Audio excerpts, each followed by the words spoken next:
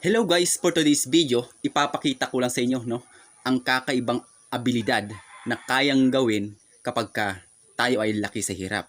So, ipapakita ko sa inyo itong video to, isi-share ko lang dahil ito ay nakunan o nasilip ng ating camera, isang taong laki sa hirap at nakita natin na kakaiba ang abilidad na kanyang ginagawa.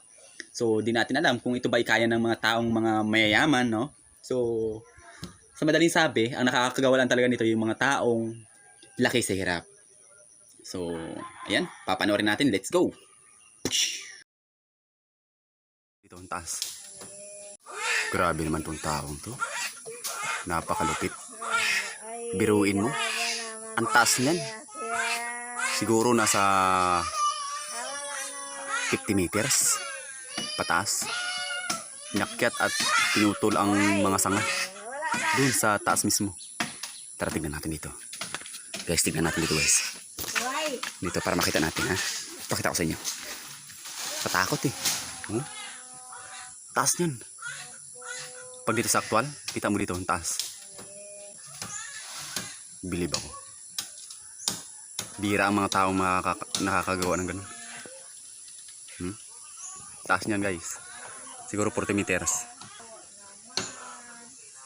Pero mo, akyatin mo doon sa taas tapos medyo mahangin pa.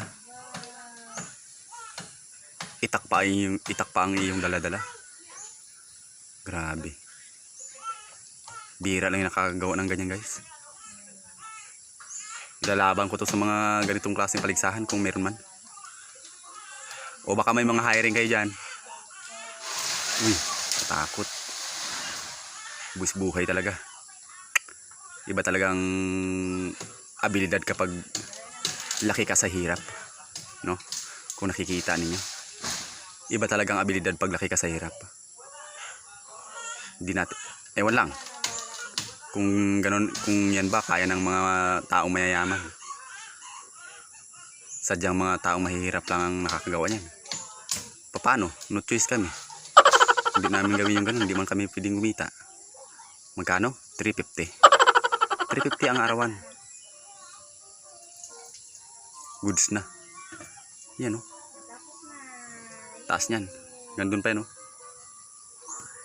I-zoom natin para makita natin yung mukha ng taon to. Makilala kaya natin to? Wala. Pag titignan natin dito yung mukha niya, para mukhang unggoy lang, no? Hindi mo makita. Para mukhang unggoy. Bilang. Ayan guys, comment na lang kayo. Kung halimbawa na gusto niyo interview natin itong taong to. Pag nag-viral ang video.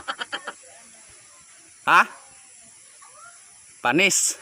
Grabe, viral na to, toy. Taas niya, no? Mga tingin mo ilang metro yan? 40 meters? Sobra? Sobra to 40 meters na? Sabi ko na nga eh. Mga 50. Sabihin na natin. 50 meters. Tapos puputol ka ng mga sanga galing dun sa taas na sa pinakatuktok.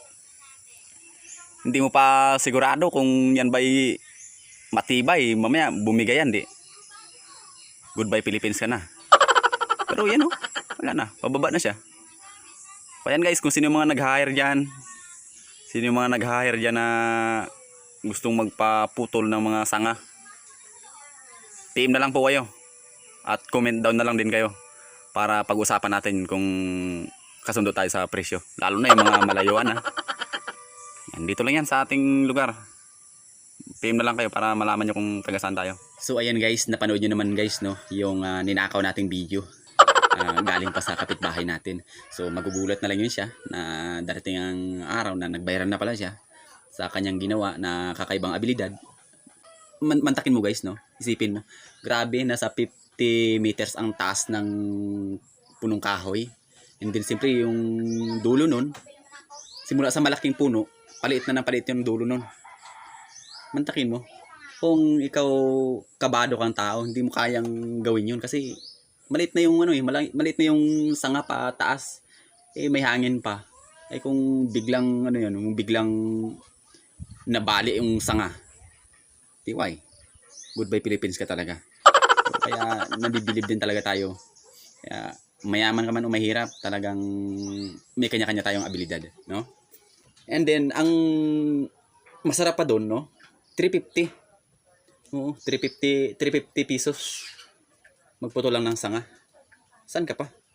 Kaya kayo guys, kung may mga kahoy kayo yan na malapit sa inyong bahay, message na lang po kayo.